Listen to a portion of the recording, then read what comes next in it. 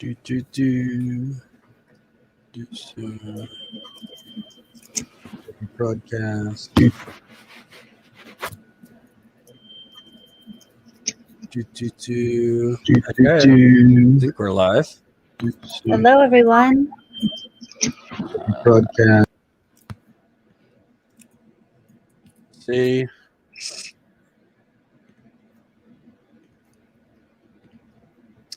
All right, we're live on YouTube. I believe we're live on Twitch.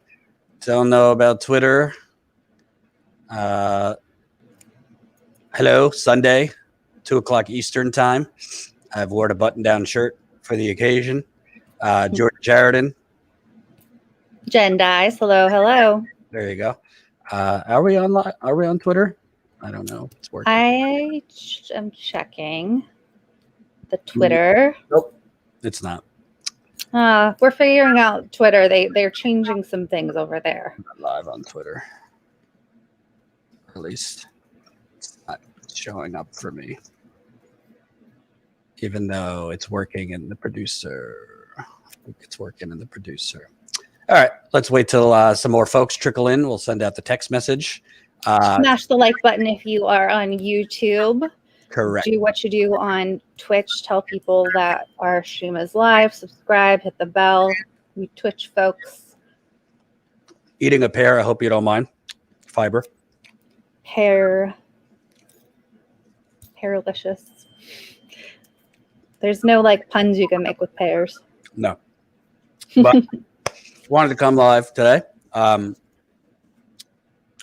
the 7-year anniversary of the Flint water switch. I think people have kind of become numb to this, but we wanted to go live to commemorate it, give an update on where things stand, excoriate the media, and all those good things. So we're going to wait for a couple more people to come in. I don't know if people were expecting us to be live today.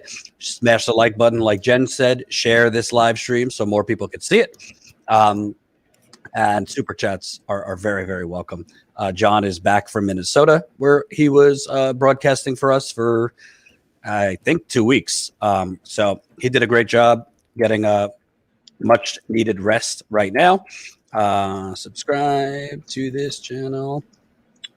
I don't think we have anyone in the super chat, so I guess we'll have to do a mix of everything. I am 1 week away from going on my honeymoon for a much needed vacation. Yay! I am badly burnt out, so You'll be floating in the sea before you know it. Correct. So definitely, we are going to focus on Flint today because to me, although it's obviously a story of an environmental disaster, environmental racism, a whole lot of other things, it is 100% also a story on the media completely abdicating its responsibility. So we are going to touch on that because, frankly, with far less resources than the majority of other media outlets in America, we've done significantly more than the rest of the media. And I don't know, if my community got poisoned, I'd want people to care even 7 years later. I'd want them to care a year later. But because the Flint water crisis, which for those that don't know, the water was switched to the Flint River in April 25th, 2014. So exactly 7 years ago today. It kind of went mainstream, started getting national headlines end of 2015, early 2016, which of course collided with the 24/7 Trump show. So like many other things, Flint completely fell off the radar. But to tell you the truth, even if there wasn't Trump, even if that was just a nightmare that didn't actually happen, I'm not sure the media would have continued covering Flint because, as Jen and I have learned, they are much more focused on quick, lowest common denominator stuff that will scare people, that will make people angry, and is cheap and easy to cover rather than staying on and investigating a multi-layered, because Flint is multi-layered story that has a mix of corruption, greed, privatization, racism, a lot of things that required a lot of work and hard work to cover. So keep smashing that like button. We got 100 people watching already. Did you send the text? I did. Okay, I didn't get it. Did I get it? Yeah, I got it. So keep smashing that like button. We'll wait for a couple more people to come in. I actually think, Jen. Oh, hello, Twitter. Colin says he figured it out. Hello, Twitter. We're live on Twitter now? That's what he said. I'm going to check. Twitter. Hello, Twitter. Wonderful. So I must have done something wrong.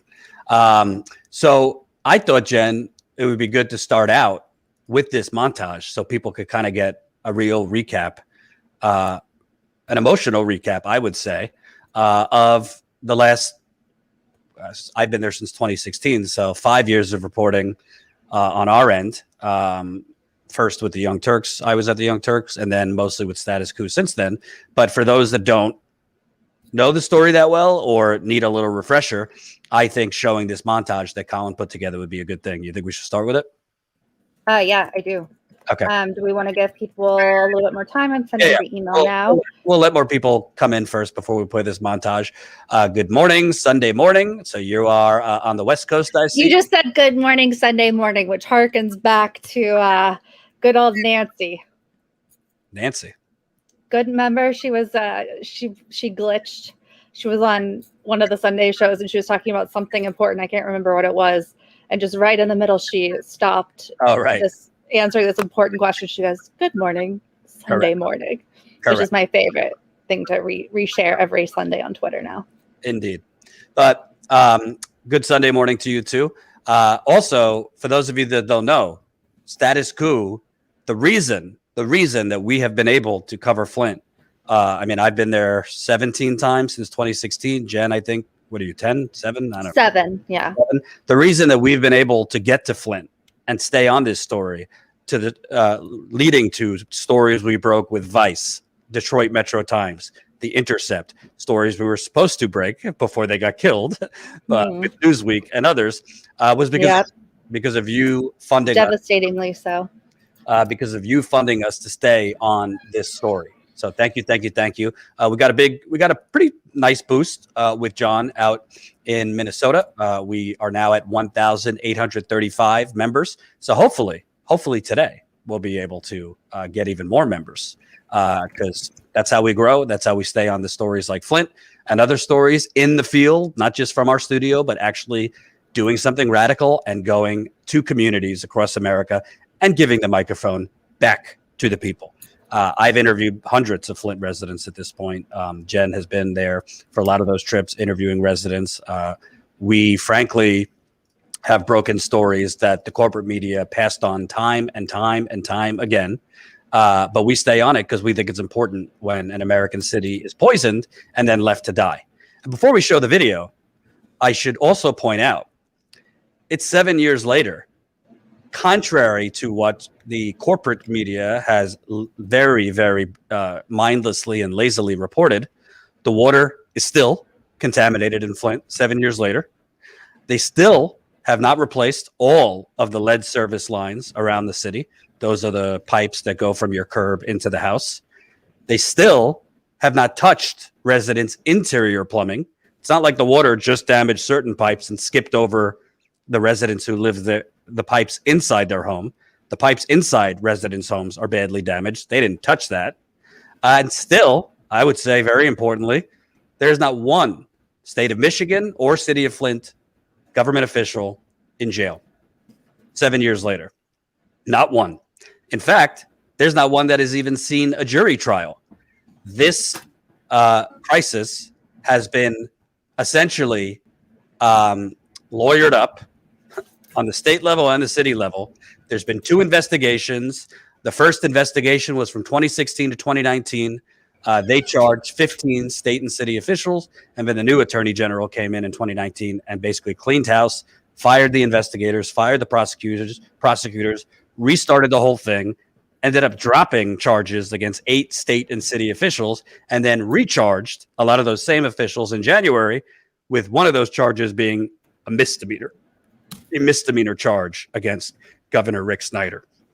Jen and my reporting has shown he is guilty of a lot more than what the current Attorney General of Michigan, Dana Nessel, charged him with, which was willful neglect of duty. So we're going to go go through a lot of what we've already reported, because we show not only was he actively engaged, meaning not neglecting his duty, he was actively involved in a cover-up to cover up a deadly bacterial, a deadly waterborne bacterial outbreak that was spreading in Flint. And he knew about it 16 months. Let me repeat, 16 months earlier than he told Congress he was aware of it. So we broke that with Vice. We got his phone calls, the governor's phone calls, his chief of staff's phone calls, his health director's phone calls, showing that they were actively engaged. They were actively on the phone over 2 days in October 2014, 6 months after the water switch. And they were working, not our opinion, this is what prosecutors concluded. They were on the phone working to stop news of a deadly bacterial outbreak in the water from going public.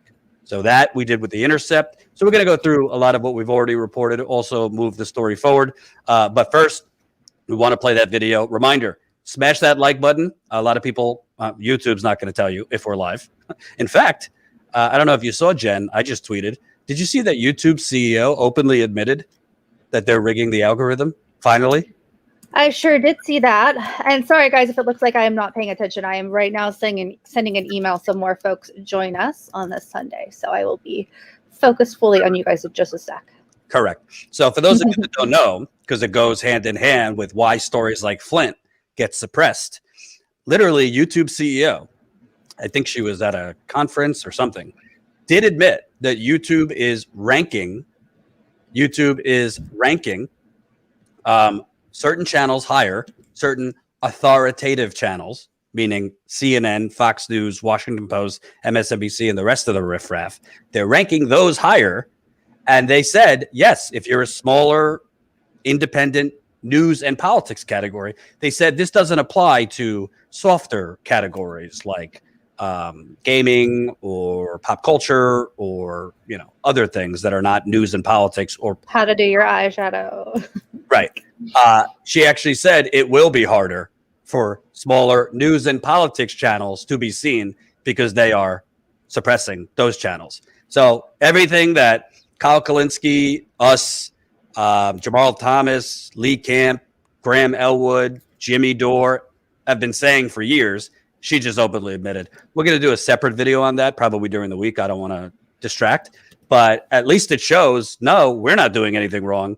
We are literally up against a digital Goliath, which is YouTube rigging the information platforms so that your feed will be stuffed with CNN, MSNBC, Washington Post, and important stories like the fact that the Flint still doesn't have clean water 7 years later today.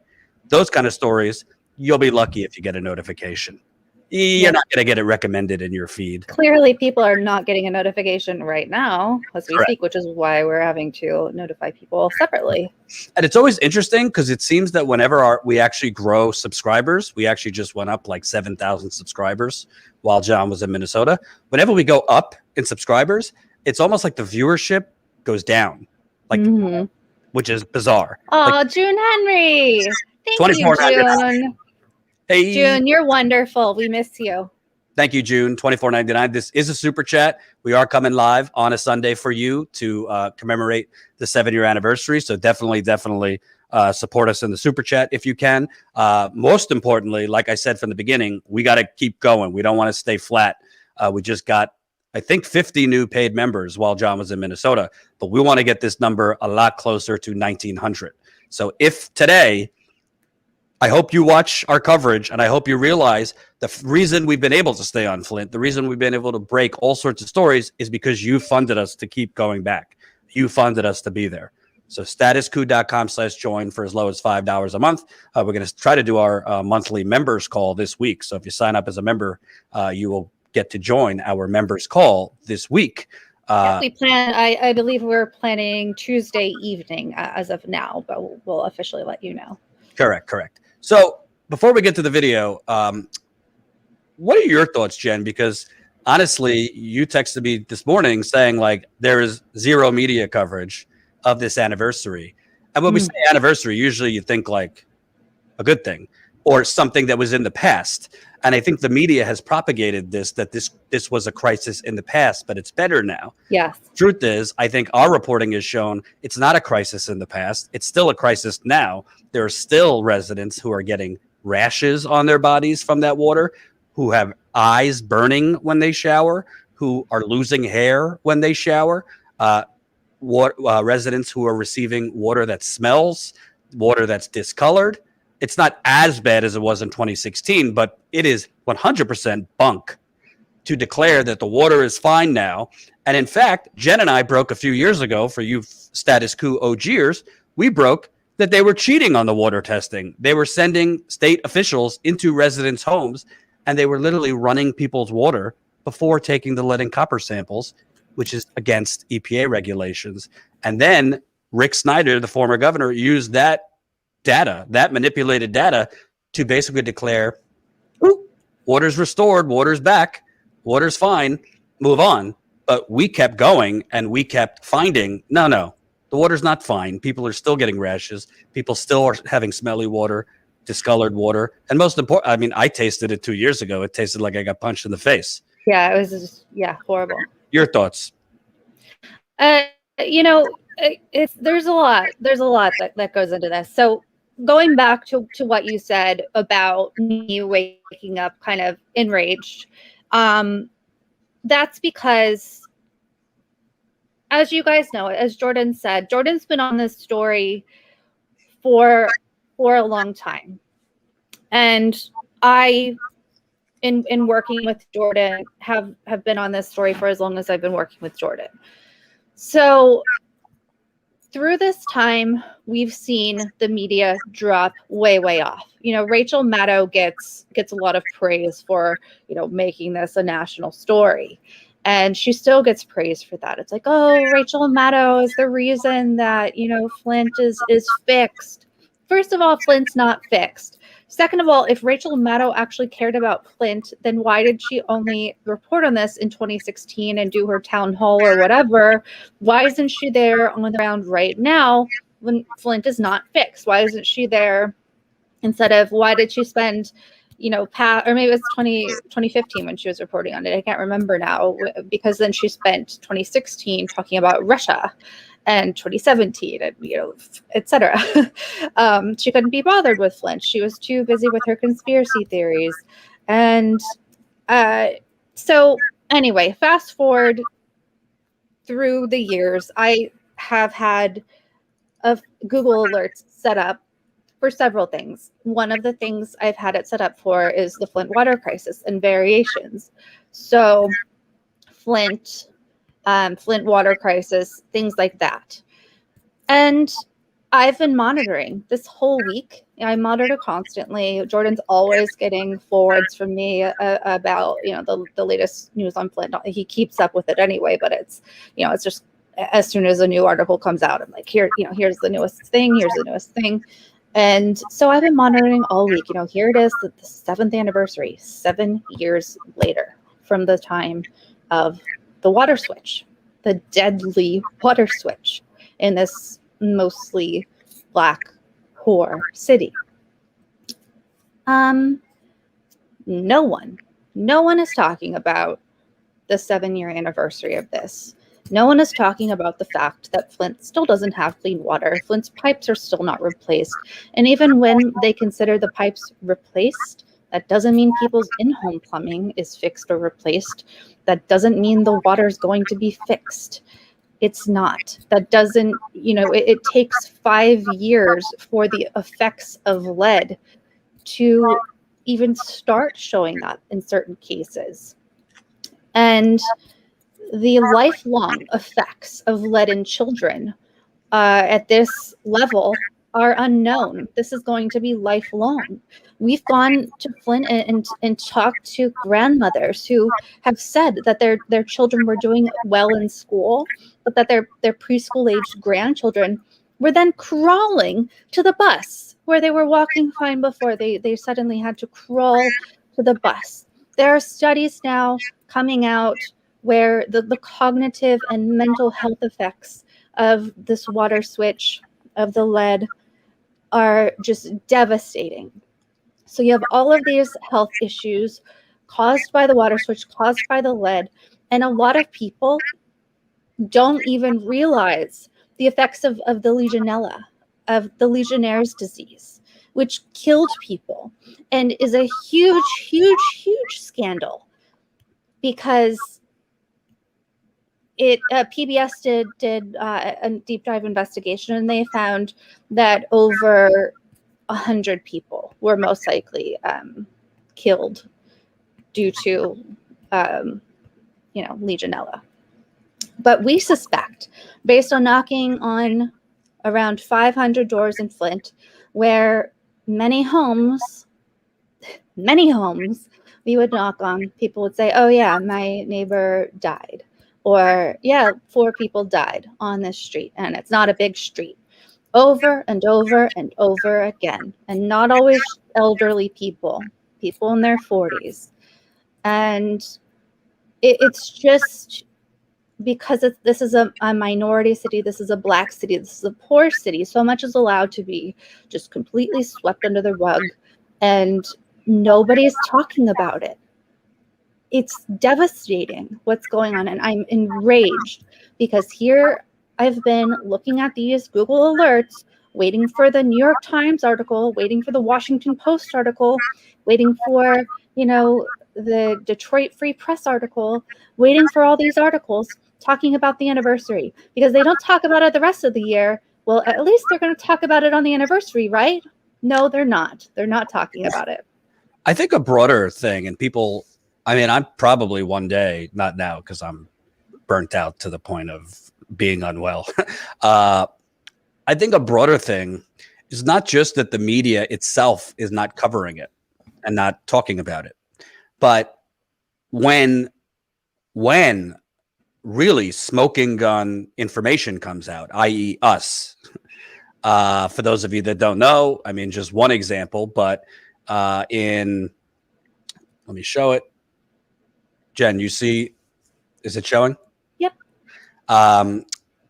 In January, we broke a major story that I had handed this to the Detroit Free Press, which was Governor Snyder, his chief of staff, and his health director's phone calls.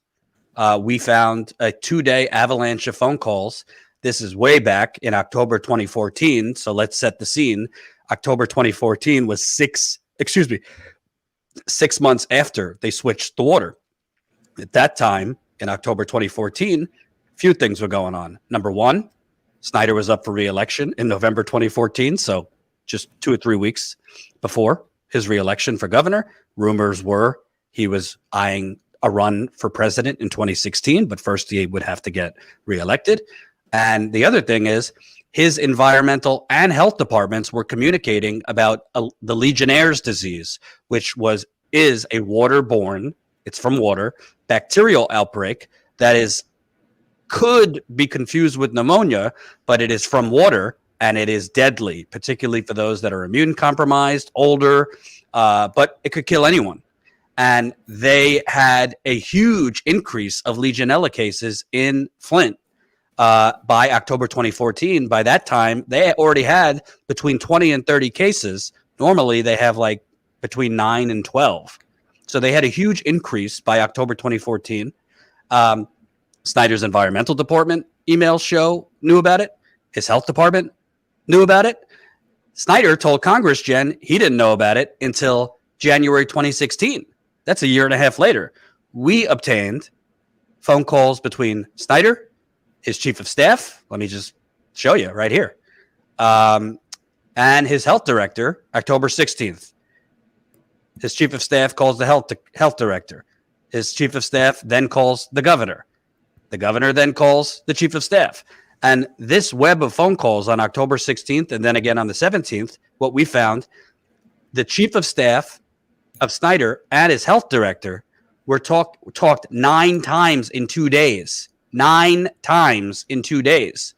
And 4 of those times, as soon as the chief of staff and the health director hung up, chief of staff calls the governor. That's what we call a cutout. That's a middleman. So the governor doesn't have to directly talk to the health director. We obtained subpoenas and other documents from the criminal investigation that showed investigators, criminal prosecutors, criminal investigators had concluded that these phone calls, again, 9 times in 2 days between the chief of staff and the health director, 4 of those calls, as soon as 4 of those 9 calls, as soon as the chief of staff hangs up, he calls the governor. They concluded this was the 3 of them actively talking about the outbreak of Legionnaire's disease, which there was between 20 and 30 cases at that point, and trying to stop it from going public a few weeks before Snyder's was up for re-election. That's pretty significant. It's pretty big news. It had not reached the public until we reported it, right? We reported it in The Intercept. Weeks before that, I had literally met with an editor from the Detroit Free Press. Like, I wish there was a movie about this. It was maybe with the wind chill, it felt like 5 degrees in Michigan. I had driven to Michigan 9 hours there and back. So I didn't have to fly during the pandemic. I met with this editor, literally handed him these phone calls, handed him a briefing that we obtained showing that Snyder, there was a briefing titled Governor's Briefings to Snyder, October 2014, just a couple days after these phone calls, that mentioned Legionella outbreak in Genesee County. Flint is part of Genesee County. Again, addressed to the governor, Legionella. He said he didn't know about it till a year and a half later. This is all smoking gun information that in a normal, sane media environment would be on the front page of the New York Times. But literally, at the same time that we reported that, the Attorney General, I think a day later, Jen, charged the governor with a misdemeanor, willful neglect of duty, when we had evidence that he was involved with the cover-up. He knew there was a deadly bacterial outbreak spreading throughout Flint through the water, and himself and his top officials worked to stop it from going public. Not our opinion. This was the words of a special prosecutor. Think Robert Mueller. There was a special prosecutor like Robert Mueller for the Flint water investigation. In a subpoena that we obtained, that special prosecutor said, these calls between the governor, his chief of staff, the health director are damning. They show that they knew about Legionella and were trying to cover it up. That's way beyond a misdemeanor. We found that the original investigation, Jen, they were working to charge him with involuntary manslaughter, the governor, but they were then fired. So it's a scandal, not only that the media passed on reporting this, credit to The Intercept for going with it, but they then wouldn't mention it in their news reports about the charges against the governor. So one outlet, I don't know, The Intercept's fairly known nationally, gets a hold of Snyder's phone calls. The Detroit Free Press won't report it. The Detroit News won't report it. The Flint Journal won't report it. The New York Times won't report it. The Washington Post won't report it. The Associated Press won't report it. Nobody. I actually had a local Fox Detroit reporter interview me, recorded, about what we found, and then they didn't run it. How many times have we either handed a national or state of Michigan outlet smoking gun evidence of a cover-up involving the governor, and they pass on it, give us BS rationalizations like, oh, well, you know, we don't have the resources right now to invest in it, including ProPublica, which a lot of people like. They do good work. ProPublica wouldn't touch it. The Daily Beast passed on it. I had meetings with the Daily Beast. They were going to do it. Then they passed on it. Newsweek, we were about to run a big story. They killed it that week. I mean, one day when I go through all the emails with these news editors and we make it into a book or a documentary, you will be disgusted because the media is complicit in this still being a crisis. And that's what I think people don't get. It's that the media, it's not only that they are lazy and chose not to cover it, they're ignoring smoking gun evidence. They're not even reporting on the smoking gun reporting and evidence that other people find. And to this day, I mean, I've been there 17 times. I would say in terms of my career, this has been one of my purposes, Flint and this story. To this day, I'm not sure I have an answer why the media dropped this story or why the media actively covers it up. When I say cover it up, when you get your hands on subpoenas, the governor's phone calls, his chief of staff's phone calls, his health director's phone calls, a briefing that was sent to the governor. In no news world is that not front page news. That is front page news. But it was barely covered. And I wish I had an answer, Jen. I really do. I agree. It doesn't make any sense except for the fact that we know what media is these days. And I mean, not to keep tooting our own horns, but that's why we exist. It doesn't mean we're not frustrated. That's why we started Status Quo, and that's why we do what we do. But it's like, I don't know how you can know, especially people that have been on, the Flint beat, or that live in this area, or Midwest reporters, in the Chicago area, or on Chicago assignments, like Chicago, New York Times people, whatever. Why aren't they reporting on this? Why haven't they been assigned to report it, or why haven't they gone to their editor, or whatever? Maybe they're being shut down. I don't know. Maybe not everyone is horrible, but probably they are. And I just don't get it. How can you know that this is going on, or how can you turn a blind eye to it? All you have to do is go there and you see the devastation.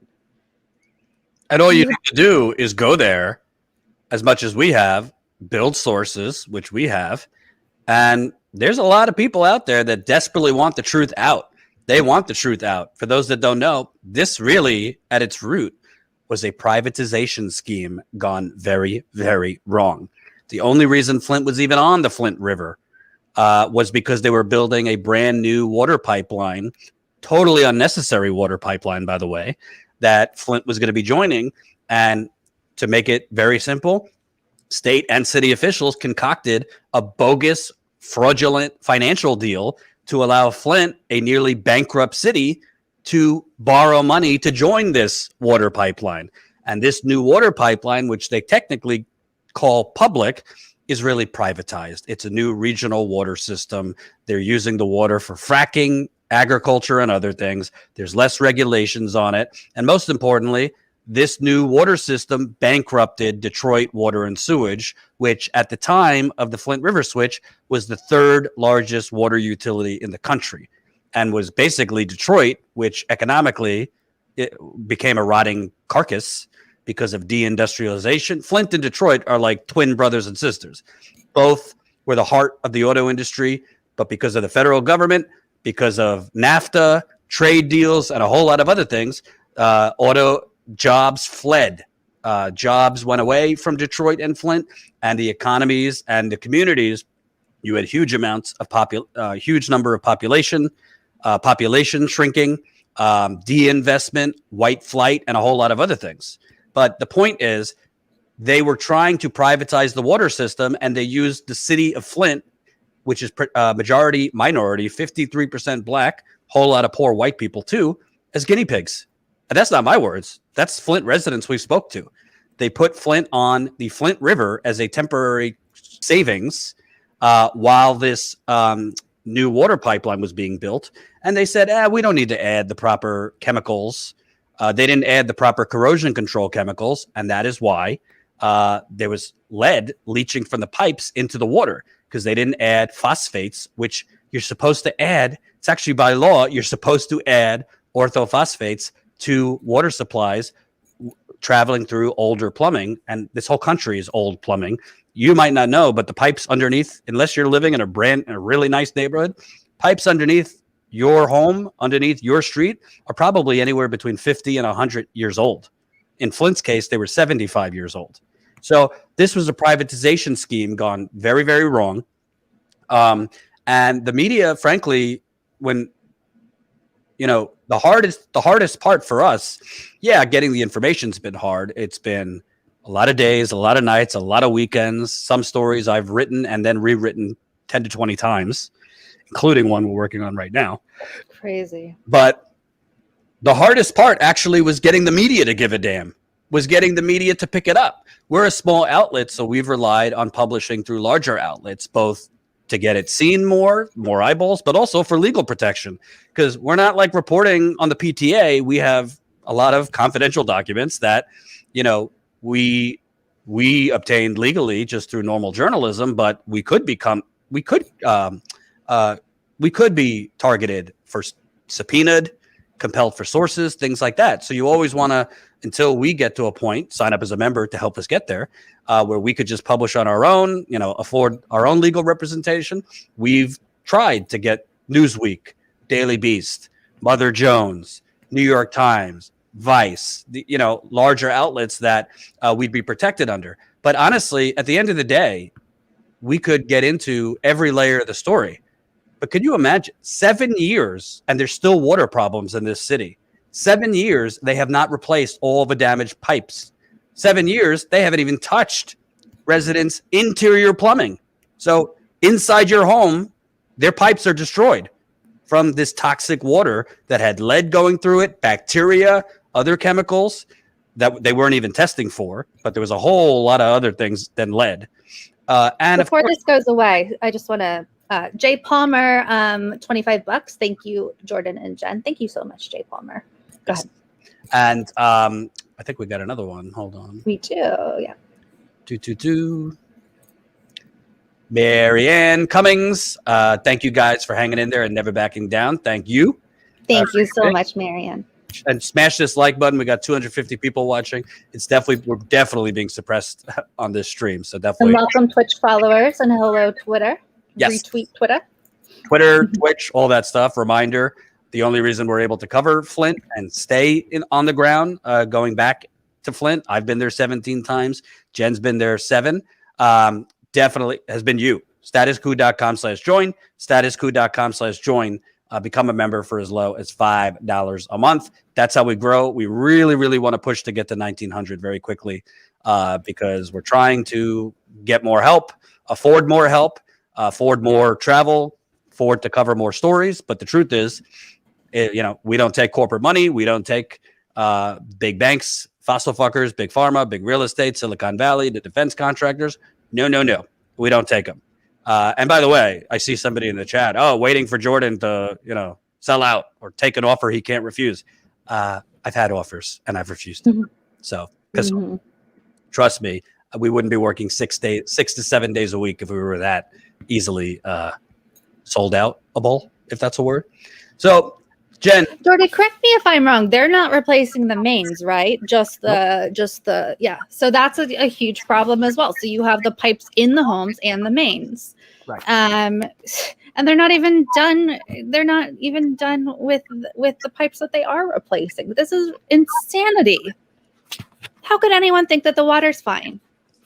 So what Jen is saying. Sorry, I'm eating my pear. Mm-hmm. There's 3 layers of pipes. You have the main pipes, which are underneath the street. Then you have the service lines, which go from your curb into your home. And then you obviously have your pipes inside your home. So the only pipes that they've replaced are the service lines from the curb into the home. They technically say that's, under normal times, they say that's the resident's responsibility. But obviously this was not normal situation. So the state replaced the lines only because of a lawsuit, by the way. They didn't want to replace the lines. This is Rick Snyder's administration. So they've changed the service lines, which are not even done. They're not finished 7 years later with replacing the service lines. So think about it. If this was, I don't know, Ann Arbor, Michigan, if this was Upper East Side, New York City, Bel Air, name your nice neighborhood, even name your upper middle class white neighborhood that's not rich but somewhat nice. 7 weeks, maybe 7 months tops.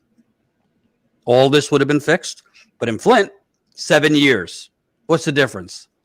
Poor black, poor white, poor.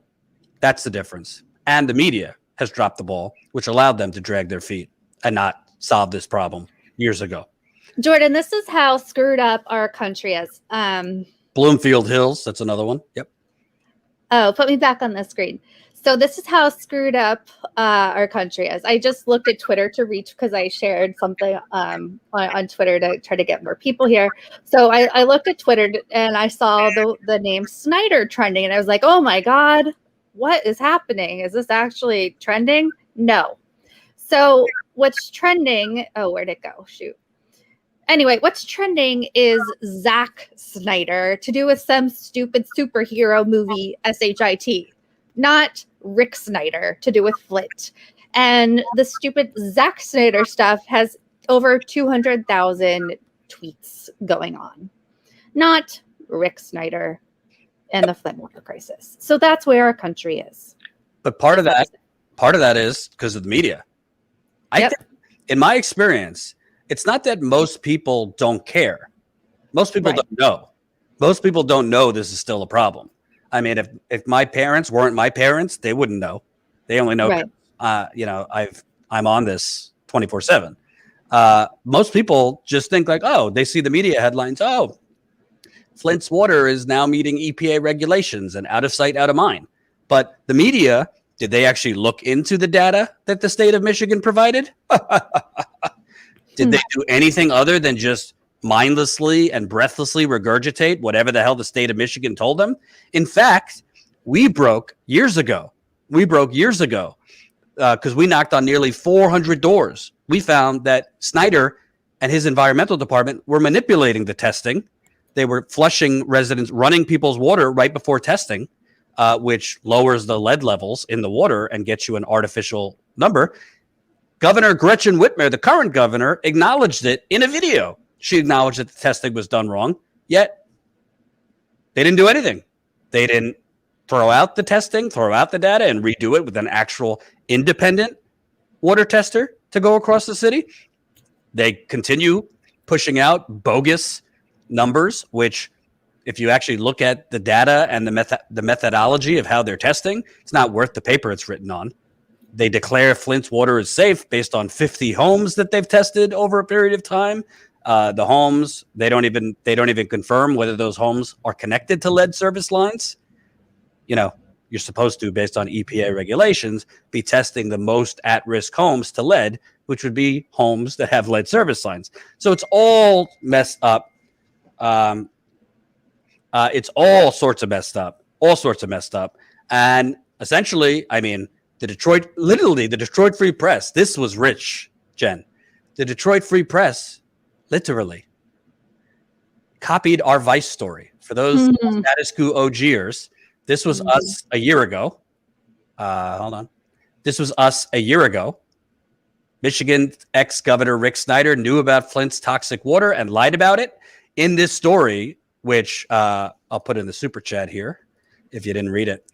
In this story, we literally broke multiple bombs, including that the governor's right-hand man, Richard Baird, if you ever watch Sopranos, think like consigliere, his henchman, was going around town offering sick residents payoffs. Offering sick residents, one of them being Christina Murphy, right there, a wonderful woman, offering them payoffs, meaning the state will pay for your medical treatment. The state will pay for your medical treatment, but shh, no more flying off the handle at town halls, no more interviews with the media. You tell residents the water is getting better. Basically, you toe the line that this is getting better, we'll cover your state-funded treatment. But if anyone asks you how you're paying for it, shh, it's not us. We're not paying for it.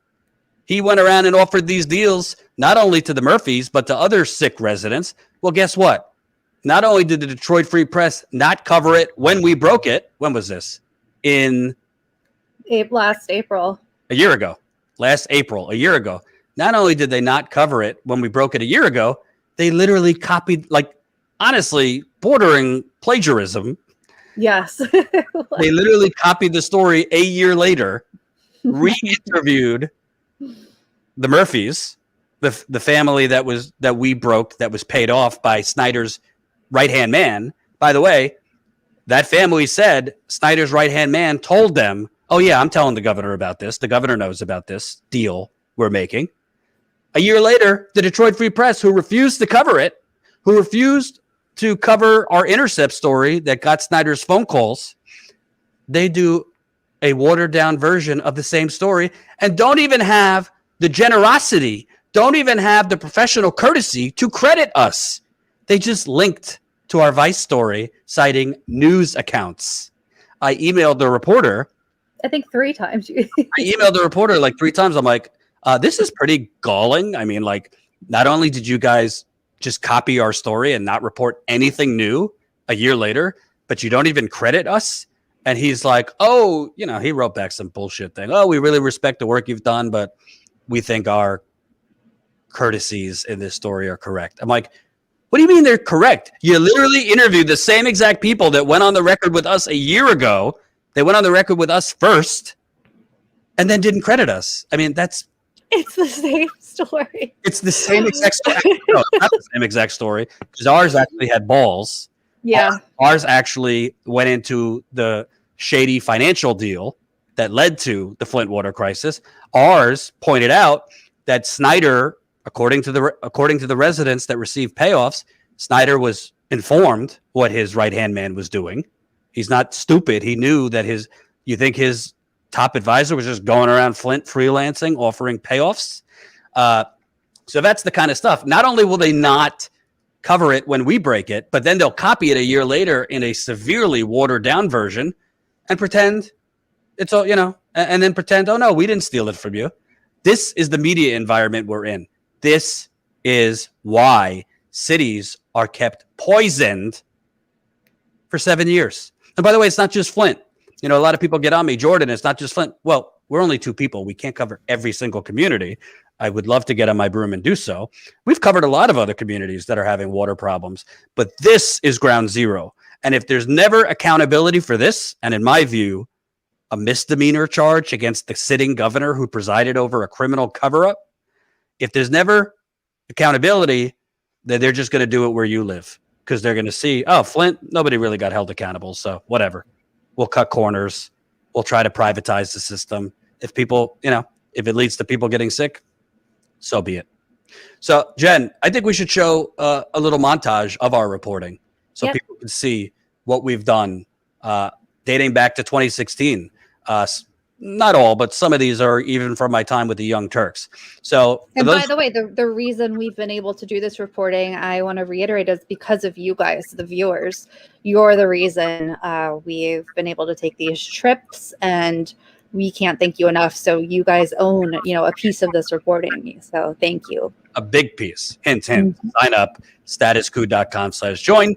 Sign up for as low as $5 a month. And just so you know, this isn't all in the rearview mirror. Right now, we're sitting on a major story involved with Flint. I can't really get into full details, but we're just waiting. Not sitting on by choice. Yeah, we're not sitting on it by choice, but we're waiting for the outlet we're working with to give the green light. So stay tuned for that. But take a look at our reporting over the years on this water crisis. Most importantly, on the ground in Flint.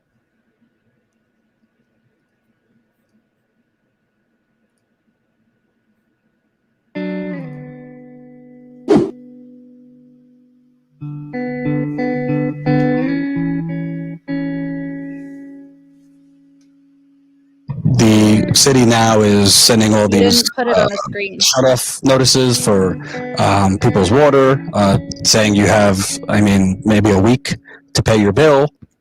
I'm trying to figure out how to do it with the new thing. It's fine. You just didn't put it on the, You see it now? No, it was on the screen. You just didn't add the screen to the thing. Yeah, now it's fine.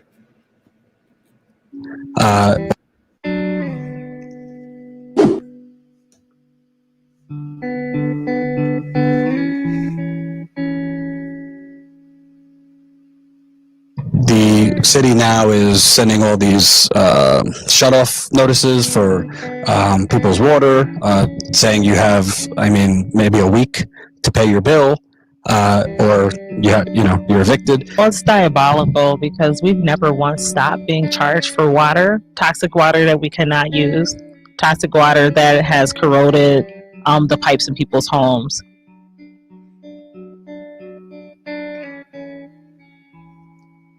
Anybody that can withstand the forces that have been up against these people over the past 3 years and still be standing, they deserve an award. So this one we've seen, it's basically like white splotches. Can we see this one again? After we got out the tub, her hands were still wet and she rubbed her face. Her face had actually wept up. And then it just left that mark. So that was from her hand. That stuff that was right here. The stuff right here was all over her face.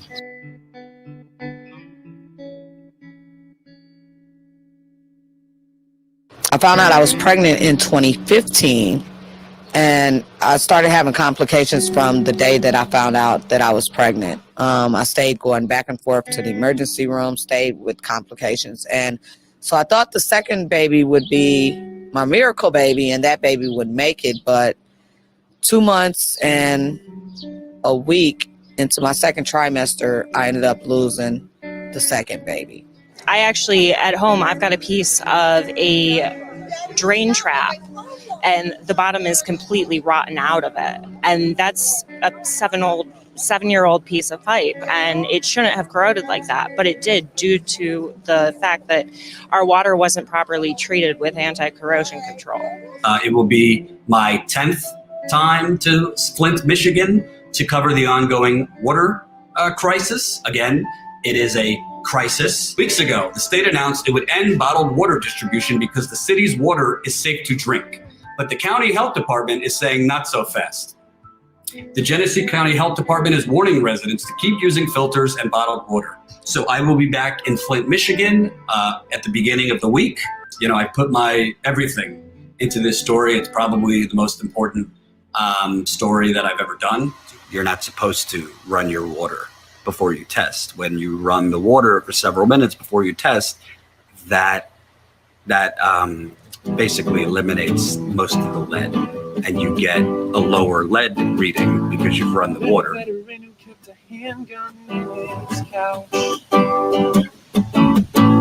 Shades around his eyes are burning, cigar in his mouth. When the water crisis is over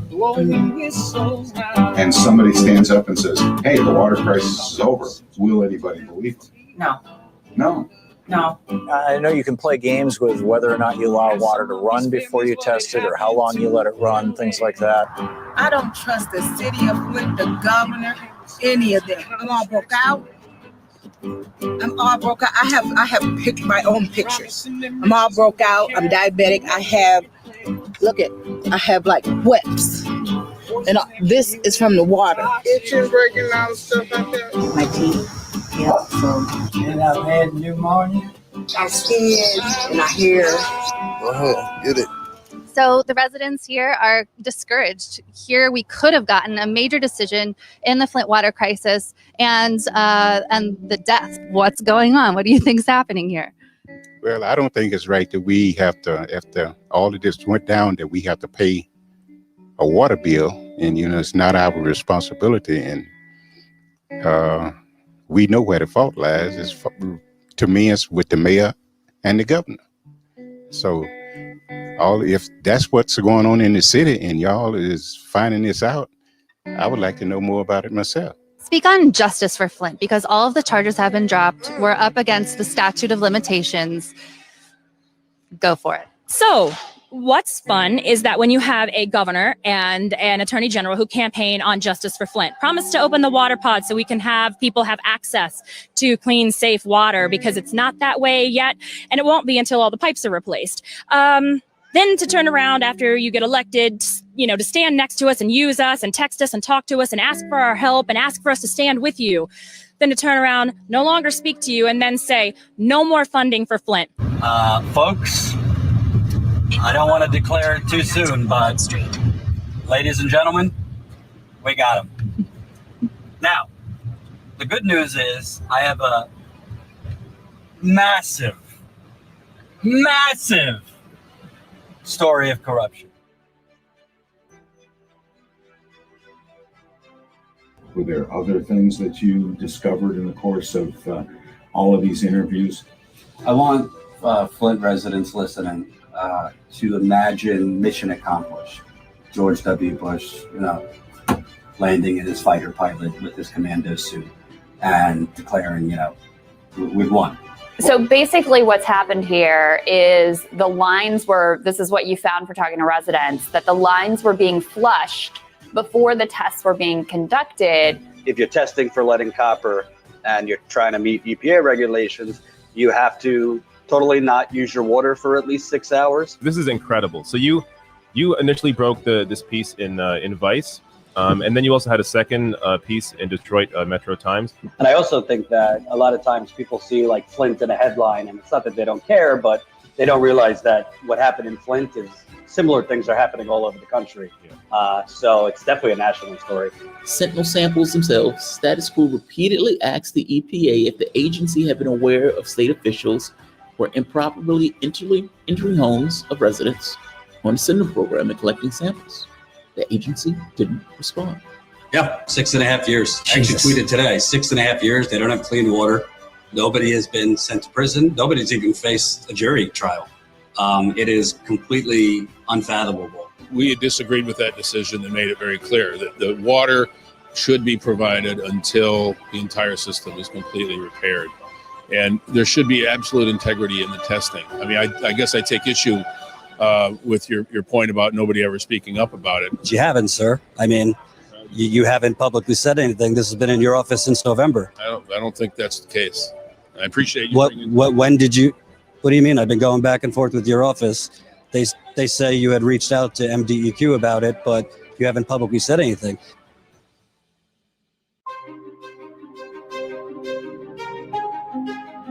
And Snyder's charges are a lot more tame than they should be. I mean, they're just getting him for willful neglect. Jordan, break down the latest charges. As I understand it, these are not like the full accounting of justice that still needs to be done, and put it in the context of the full investigation regarding Flint. Yeah, so for those that don't know, there was actually two separate investigations. One was started in 2016 by a special prosecutor, kind of like the Robert Mueller, I guess, of Flint.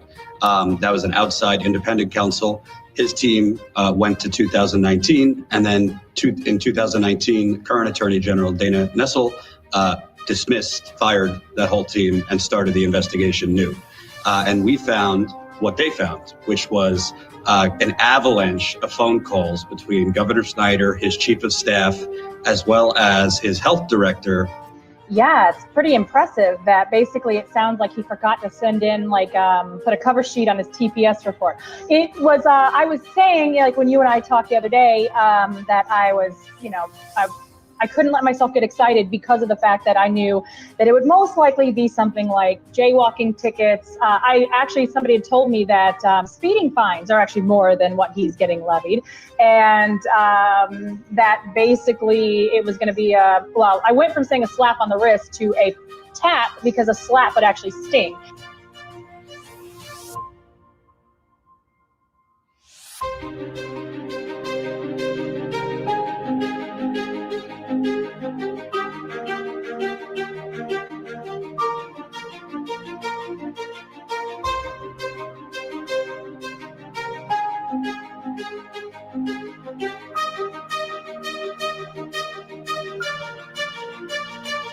So I read both of the stories. You just broke two articles, basically. And the way that I read all of this was, it felt like a mafia movie. Like you see genuine, like organized crime. You see payoffs. This is really, it's not necessarily anything that's surprising, but the revelations nonetheless are still really shocking. I mean, to me, it was clear that Rick Snyder was a criminal. He was criminally negligent, at a minimum. But now it's clear that this goes really deeper than that. Just to go over a couple of the facts here, and we'll link to the articles down below. So he tried to get the mayor of Flint, Michigan, Karen Weaver, to quote unquote have Elijah Cummings back off.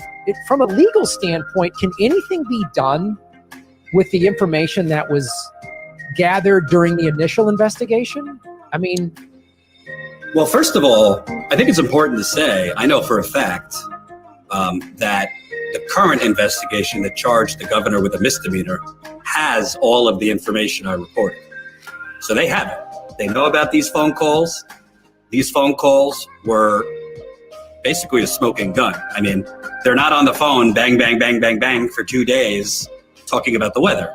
Does that make the state liable? What does it? I mean, what? Like based upon this reporting, what can happen? Yeah, so we found evidence that previous prosecutors, they've been fired since by the current attorney general, were building a case against Snyder. They actually secretly brought in his chief of staff for a confidential subpoena. They brought in his treasurer for a confidential interview. They brought in his top advisor, Richard Baird, who was known kind of as Snyder's right-hand man. They've convinced, I think, a lot of people who are maybe listening to us right now are going, why are you guys talking about this? I get why, okay, yeah, the governor, was arrested, this week.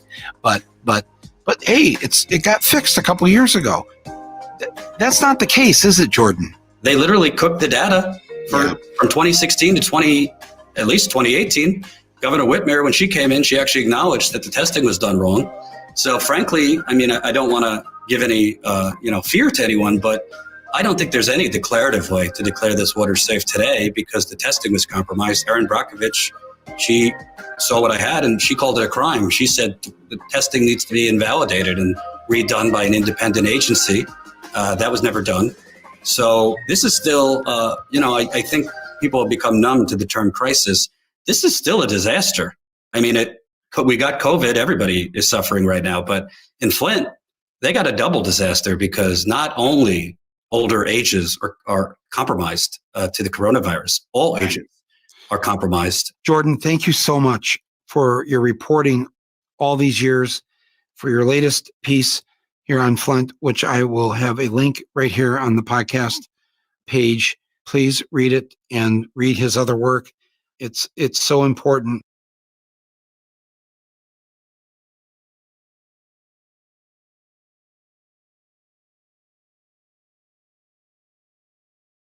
You're muted.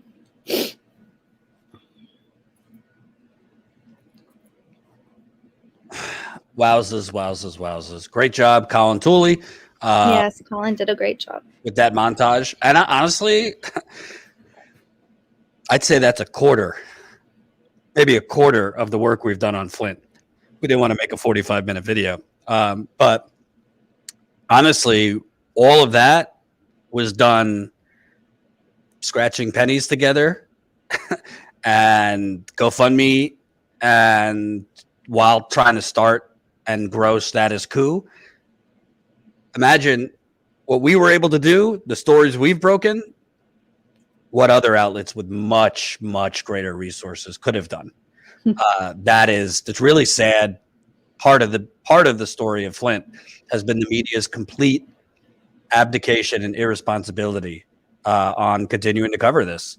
They frankly, I had an NBC News editor the other day, or I don't know, 2 weeks ago, tell me, what you have talking about the story we have right now that we're working on is pretty significant, but I don't know. It's just kind of like for us to allot the resources to this.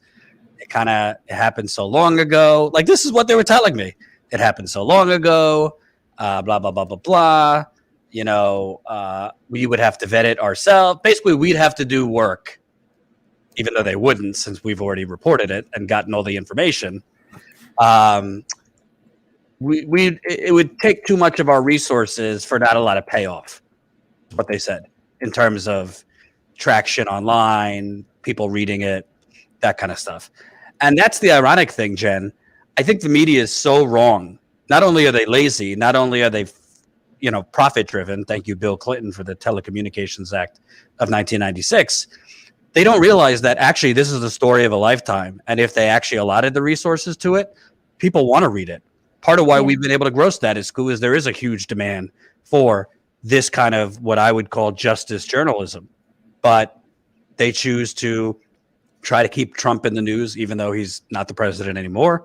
Continue to do look backs at the Capitol insurrection.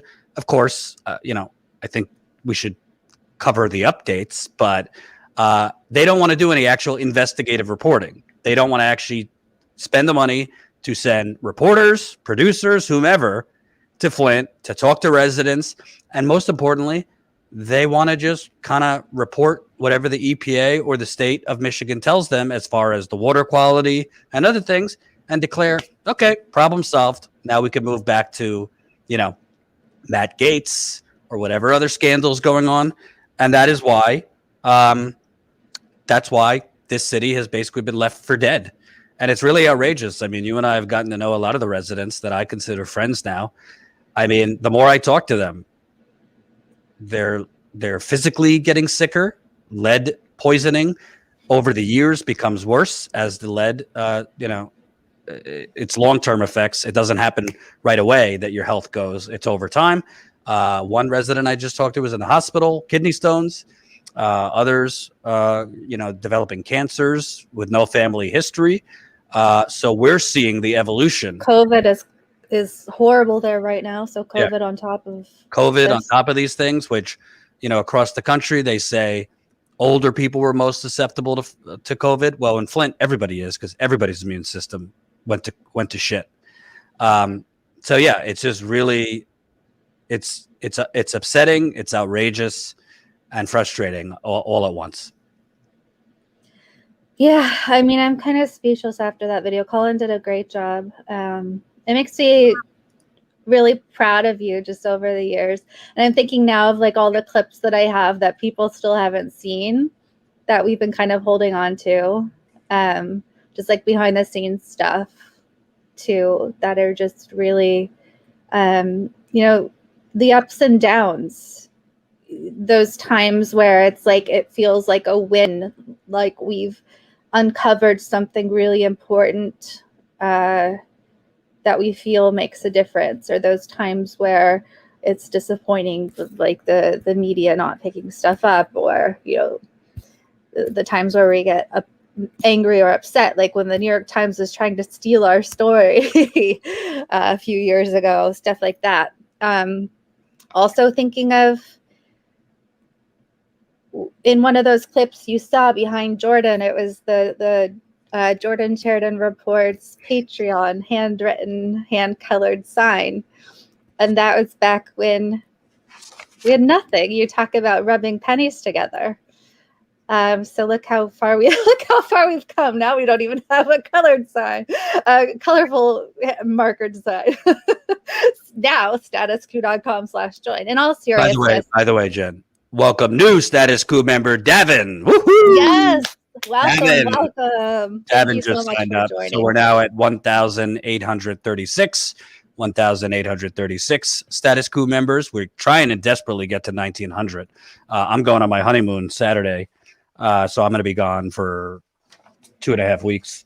And I badly need it, both for my personal sanity. I'm badly burnt out. But also, we were robbed of a honeymoon due to COVID. So this will be, we've been married about 6 months now, but we're now going on our honeymoon. So I'm looking forward to it. But I would love to know that when I'm gone, we're still growing. So definitely sign up. I hope that video, if you're new to Status Quo, showed you. We did all of this with no corporate money. We never took a dime of corporate money.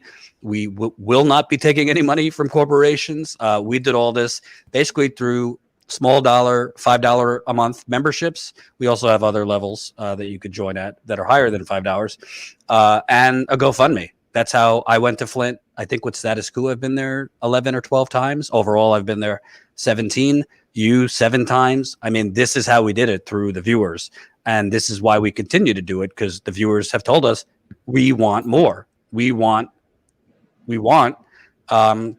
justice for Flint. We want the truth to be exposed. And that's why we do it.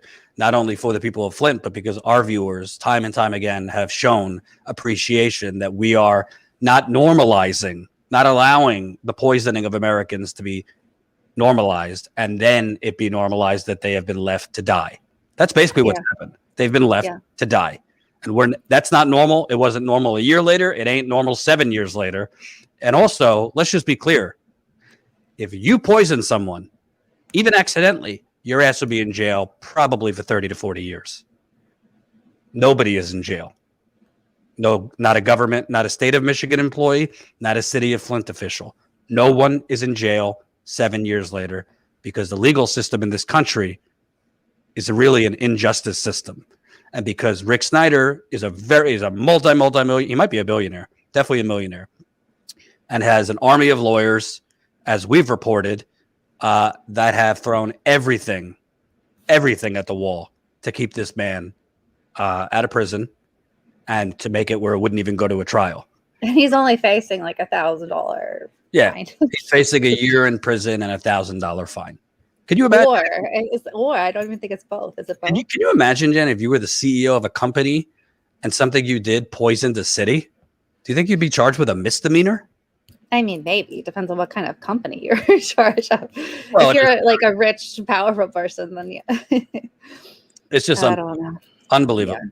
So 72 Marshflower 15, it says, you're tempting me to join, but that's how you'll find me.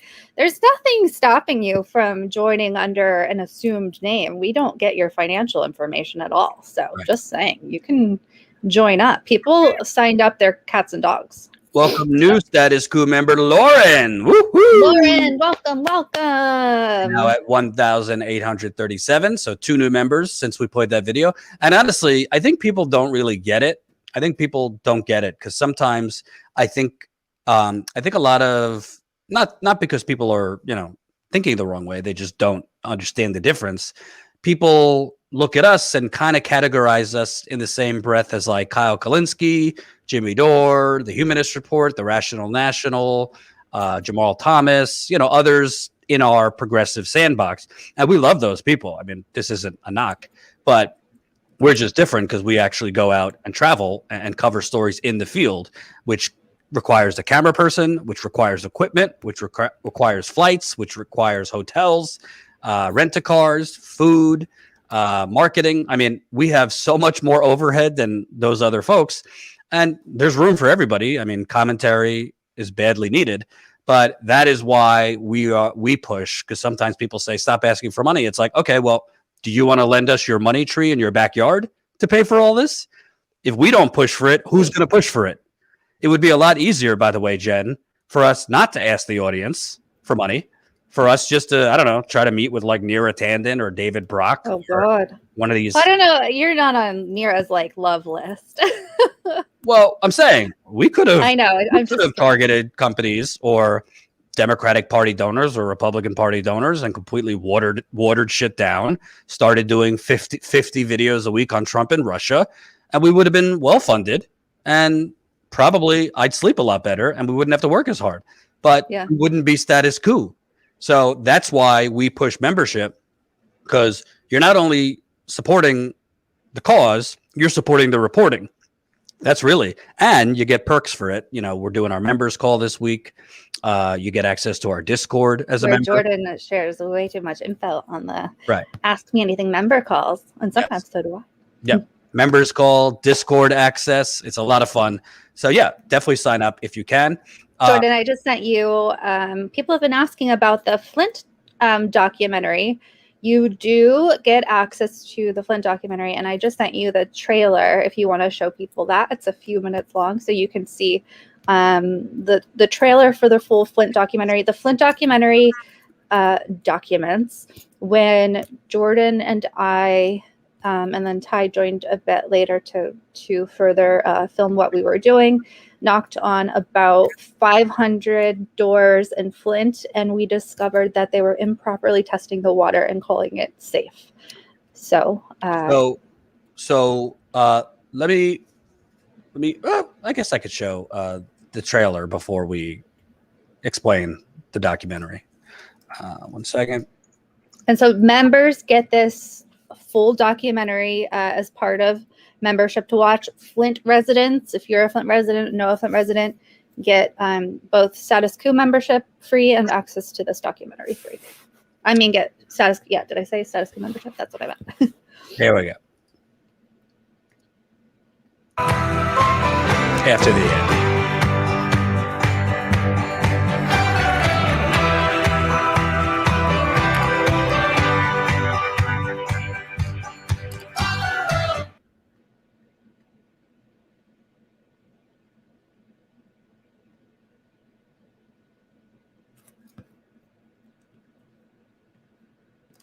Hey folks, Jordan. It is my video diary. I might have uncovered some major, like capital C level corruption here. That if I can get enough people on the record, might prove that, let's just say, the numbers they've been using to declare the water safe here in Flint, corrupt, not true, cooked, fake. Throw in your adjective. They told me to turn the stuff on, let it run for a minute, and then catch the water. You said they had let it run and then put the sample bottle in. Did they tell you to let the water run first for a little bit and then put the bottle in there? Yes. Or to immediately put the bottle in? Let it wait. There was just almost like this eureka moment, this light bulb moment that went off yesterday as I was talking to a resident here. And when he told us that he was told to let the water run for 4 to 5 minutes before testing, all our eyes like came out of its sockets, because you're not supposed to run your water before you test. When you run the water for several minutes before you test, that basically eliminates most of the lead, and you get a lower lead reading because you've run the water.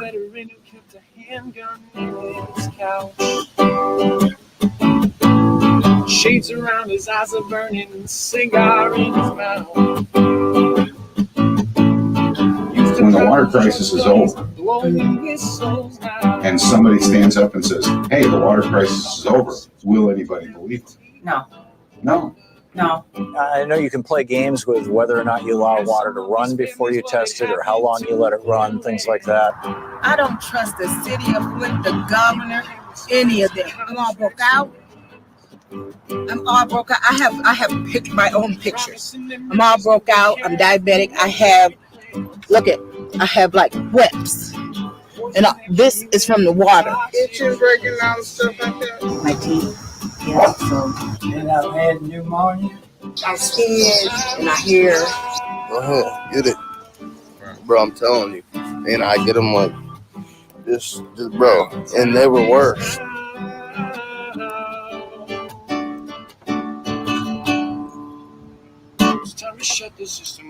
My daughter did have a miscarriage. And you go to the doctor, they got the doctor saying, oh, it's okay. It's not okay. I'm living with this. I'm living proof. You know, I'm here. Y'all go home to your own residence at the end of the day. When everything is done, I'm living it. It doesn't make any sense in this life.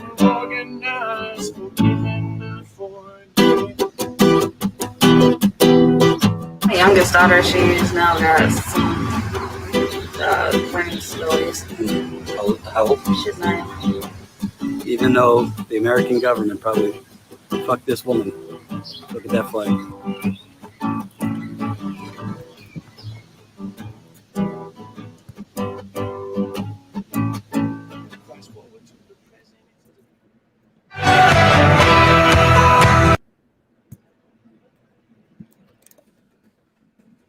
So basically, I think our documentary is called Flushing Flint. And, you know, I don't want to make excuses, but the truth is I and Jen have been on overload basically since Status Coup started. And when you're just two people doing 25 things at once constantly, certain things you can't really focus on certain things because you're trying to do active reporting while going live every day, all those things. So the documentary, we did get an agent to try and get this documentary picked up. It was a former Showtime executive. And let's just say that agent did diddly shit. And 6 months later, after not responding to a lot of our emails, said, oh, I can't get it picked up. And then we pitched it to Means TV, which is, I guess, what are they, the socialist Netflix they're describing themselves as? They showed some interest, but then stopped responding, which was kind of odd. Then we said, we'll just release it ourselves. But every single time we just get so busy with another Flint story we're about to break, or an Amazon story, or a black man being murdered and having to go cover it, you know. So we do intend to release it probably sooner than later because this needs to get out. You know, a lot of documentaries are shot like 1 year and don't see the light of day for several years. So it's still very relevant. But we don't want you to think that we just, didn't do anything with it. We've actively tried to get it picked up because outside of membership, I want to make clear, members, you can get access to it now. yeah, members have been able to watch it and new members will get access to it. But to release it full distribution, we've tried to get it picked up.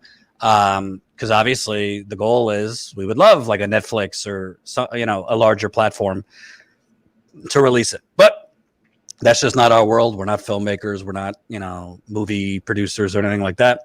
So if you have any recommendations, feel free. info@statusquo.com. info@statusquo.com.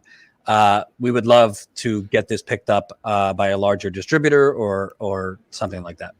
But in the meantime, statusquo.com/join, and you'll get access to this documentary. I will make a fresh page, so it's bumped up to the top when you join. I'll do that after the stream. Join at statusquo.com/join. And as I said, I'll make a fresh page so you can watch this today, kind of in honor of the Flint 7-year anniversary of this horribleness that they're being put through. Shout out to Vicky, who is in the chat. Vicky, I hope you're feeling better. I'm so sorry for what you're going through. Flint resident, Vicky. Vicky, very, very sweet. Flint resident, just so people know who Vicky is. And just the behind the scenes, we asked Melissa Mays to come on today. We've had her on a gazillion times, kind of the Erin Brockovich of Flint. She lives there. She's been on the front lines as an activist for 6-7 years now. She is the reason they got any of their pipes replaced. She filed a lawsuit against the Snyder administration with the ACLU and the NRDC, and they got $97 million to go towards replacing lead service lines. But she's a human too, and she just got back to me. A lot of Flint residents, they're actively getting sicker and sicker. Just saying, I don't want to give her personal information, but just her health problems caused by the water crisis are getting so bad that she's not even, able to come on camera today. So this is it's happening more and more where people are getting sicker and sicker over the years because they call it a crisis and the media reports it as if it's over, but the crisis is still a crisis for the residents. And as we've pointed out, other communities that are largely white that have had environmental catastrophes like Libby, Montana, they got Medicare for all for their residents. Libby, Montana had a major asbestos crisis. Hundreds of people died. They got universal health care for their residents, slipped into Obamacare. Flint, 7 years later, they got crumbs. Not Medicare, no Medicare for all. They got expanded Medicaid for a little while, mostly for the children. Adults were kind of screwed. And the kind of doctors they need are specialists, environmental doctors for environmental poisoning. They can't afford that. This is one of the poorest cities in America. It kind of alternates between Detroit and Flint for number one in terms of poverty in America. So it's really, really, really a bad situation there. And like we've said over and over again, it is 100% irresponsible for the media to declare the water is fine now because they cheated on the testing.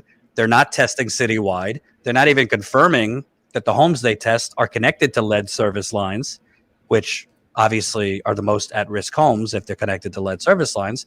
And I don't know. I don't listen to government officials. I listen to residents. I listen to human beings that live there. And the human beings that live there are sharing that we're still getting rashes. When we shower, our hair's falling off.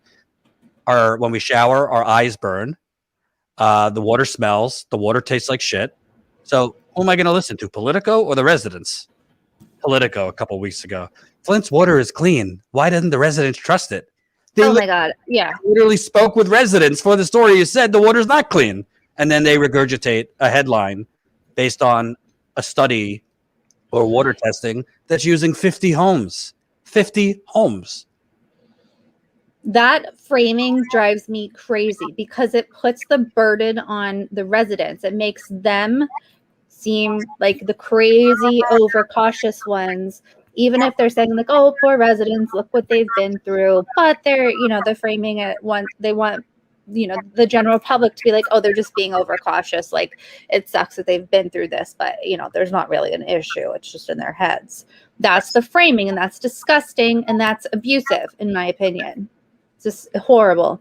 I agree. People in the comments have been talking about Obama. Whenever I see that footage of Obama taking that sip of water in my head, I correlate that with him being so evil as to like up his droning, the droning program. Like, that is the level of evil that is, for him to go into that city where there wasn't even pretending that the water was safe at that point. For him to go in and to sip the water is just the epitome of evil and disgustingness. And I don't even know how people pretend that he is a good, nice person. And according to Michael Moore, it wasn't even Flint water. He was drinking water from Air Force One. But before we go, I want to make sure people know, Jen, we're not finished. Yes, we're humans, so we've been discouraged that even when we do break major stories, it doesn't seem like the larger media picks them up. But that doesn't mean we stop trying. That doesn't mean we stop reporting. I've personally gone through probably thousands of documents at this point. And we currently are working on a pretty major story that shows a lot more detail into the cover-up, the criminal cover-up of this water crisis at the highest levels of the Snyder administration, including the governor. Forget Flint. To me, what we were currently working on is as corrupt, if not more corrupt, than Watergate. The only difference is that had a president, and that had a president taped on audio. Yeah, What we found, to me, is equally corrupt because it's a multi-layered government cover-up that actually killed people. Watergate didn't kill anyone. This killed people. And this is actively killing people because they say, I oh, used to well, be so fascinated with Watergate, and I'm like, I don't even care compared to this kind of stuff. because by the way, the official death toll is bullshit. They say 12 people died of Legionnaire's disease. PBS and some others have done reports. That number is much higher. We actually have information that it might be even higher. That's for a later story that indicate the local hospitals might have been covering up the true nature of how many people had Legionnaire's disease, which was the bacterial outbreak that came from the water. And again, there was no health registry. There was no health registry to actually track the people who lived there in 2014, 2015, when they were receiving this toxic water for 18 months to see what happened to them in 2016, 17, 18, 19. Did they develop cancers, liver failure, kidney failure? Did they have family history of it? So there are, God knows, we'll never know how many people have gotten sick and died related to illnesses from drinking that water. So there is no way to say the Flint water crisis killed X amount of people. We'll never know. And by the way, Biden is the president now. He has said part of his infrastructure bill has been, we're going to replace all the lead service lines around the country. That's fine. Well, what about Medicare for all for the residents of Flint? What about reparations for the residents of Flint? There's a $641 million settlement right now that's temporarily been approved. I don't think that's enough at all for the residents. And the lawyers are going to get a crap ton of it. Yeah, the lawyers are going to get a crap ton of it. What about the children and the learning disabilities and the autism and the brain damage from this lead? And residents don't have vehicles. Flint is not a walkable city. It's just not. And you had to go physically sign up to get this money. And Flint has under 100,000 people now, but I think only 40. I don't even think they reached 40,000. There's between 30,000 and 40,000 actually signed up to get part of the settlement, and they denied the chance to extend the time. People physically can't go sign up for this settlement to get their money. So it's just a huge disaster all the way around. Right. So we will continue covering this because it's super important. 7 years is too long. And to tell you the truth, as I've always said, this is not just a story about water. It's not. It's not just a story about Flint. It's a story about this country. And what kind of country do you want to live in? Do you want to live in a country that, whether intentionally or not, if the government, federal, state, city, poisons a whole community and then leaves them to die? To me, that's a much bigger story than Donald Trump or Russia or fill in the blank of what the media has been infatuated with for the last 5-6 years. When Americans, even undocumented, because a lot of undocumented people live in Flint, when through no fault of their own, they get sick and the government is responsible, the government should be trying. Honestly, if the government, the state of Michigan, the feds, spent as much time trying to fix the problem and make the residents whole as they did covering it up, this would have been solved years ago. They've spent so much time, so much energy, so much money on trying to cover it up. And that's the outrage of it all. And again, all of this started because of an attempt to privatize the water system in Michigan. I encourage you to read all of our stories on Flint, but I would start with this. I just put it in the super chat. We did it a year ago for Vice. It shows what the rest of the media barely reported, that there was a fraudulent financial deal. I say always follow the money. There was a fraudulent financial deal that basically led to Flint being guinea pigs and put Flint on a brand new water pipeline that they did not need to be on. And as a result, while that pipeline was being constructed, they put Flint on the Flint River as a temporary measure and forgot to add the right chemicals to make it safe to drink the water. That's what happened. By the way, basically, that's not even the tip of the iceberg when it comes to the shady financial stuff. Oh no, not at all the tip of the iceberg. So, anything else, Jen? Did I miss anything? Star Woman Spirit said, I joined and became a paid subscriber on Twitch when you asked us to. Can paid subscribers on Twitch also have access to the documentary? Thanks for all you do, Jordan and Jen. We're still figuring out how subscriptions work on Twitch, but I don't see any reason why not. Go to statuscoup.com/contact and shoot us a message, and I'll figure out a way to get you access to that. That's a good segue. I should show our new contact page. It's very excited. Statuscoup.contact. Put your name, your email, comments. Statuscoup.com/contact. Statuscoup.com/contact. Do you got to do the -US too? No, I changed it. Oh, refresh it. I changed the URL. So it's just /contact. Okay, /contact. So if you got story ideas, comments, all that stuff, send it to statuscoup.com/contact. We are reinventing the wheel. We're making it easier for you to contact us, and you can also pop your phone number in there to join our text list so we can notify you. You can upload files there if you want to send us story tips.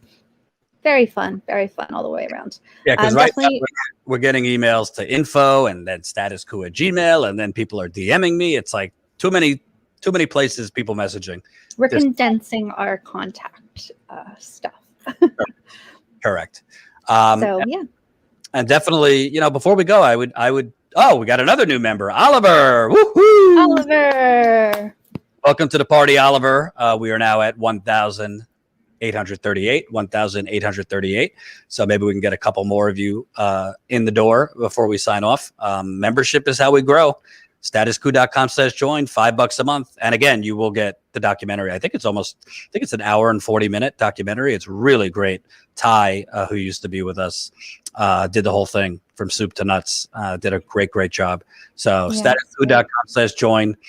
Sign up for as low as $5 a month. And I will say, don't think of Flint as some far out city in a different galaxy. There's water problems all over this country. I found out in the area I live, there's a Legionnaire's disease cluster. And when I called the city, same bacterial outbreak they had in Flint. When I called the city, they were like, I don't know what you're talking about. I'm like, what do you mean? I read an article. It's like, oh, it's not in your town. I'm like, okay, where is it? Oh, we don't know. We can't tell you that. So this kind of lack of transparency that started out, remember, for 18 months, as residents were getting rashes, losing their hair, discolored water, the state of Michigan and the city of Flint were telling them there's nothing wrong with your water. And that happens all over the country. I mean, people literally get brown or black water and their local utility tell them, oh, it's fine. It's just temporary. So there's a town, what is it, Sycamore, Illinois, that's fighting right now to get heard. Yep. Newark, New Jersey. Sycamore, Newark, Pittsburgh, Cape Fear, North Carolina, a lot of parts of Florida, a lot of parts of California. There's water that's contaminated with lead, arsenic. You got PFAS, PFAS, which are the byproduct of the manufacturing of Teflon. You have fracking wastewater from fracking that's going in to drinking water all over the country. You name it.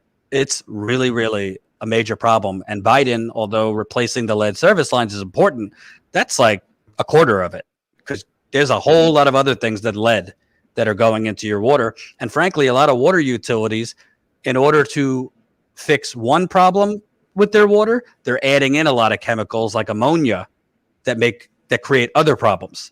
So very, very important. Look up what is in your water in your community. Look up what is in your water in your community. And if you have the means, get it independently tested. Don't rely on the local water utility to come over and test it and for them to give you the true numbers. Don't rely on that. Independent is the way to go. And I think, filter, I like the zero water filters. If they're fairly inexpensive, and they give you a tester, which is by no means, an official lead test that is an official lead test or anything like that, but they test particulates, and it comes with a little pitcher. So if worst comes to worst, is like $20, and, just it's better than nothing. All right, folks. Thank you very much for watching. We will stay on this story. Definitely. You can become a member at any time. Tentatively, we're going to do our members call Tuesday night. So if you're a member, Tuesday night, 7:30 Eastern time, 4:30 Pacific through Zoom, we will have our members call. Be a lot of fun. We'll tell you more about what these lunatics at YouTube are saying. Yes, we will reveal what's going on with YouTube and their yeah. Maybe tell you a little bit more about the story that we're working on with Flint. Can't tell you everything, but maybe some. I just thought of some more stuff to tell you guys. Yes. So sign up, statusquo.com/join. You will get a link. If you're a member, you'll get a link, and a patron, you will get a link. So statusquo.com/join, $5 a month really makes a big difference. We appreciate you watching on this Sunday and the unfortunate 7-year anniversary of the still ongoing Flint water crisis. Thank you guys for watching. We'll see you tomorrow. Bye-bye. Bye, guys. If I know how to end it.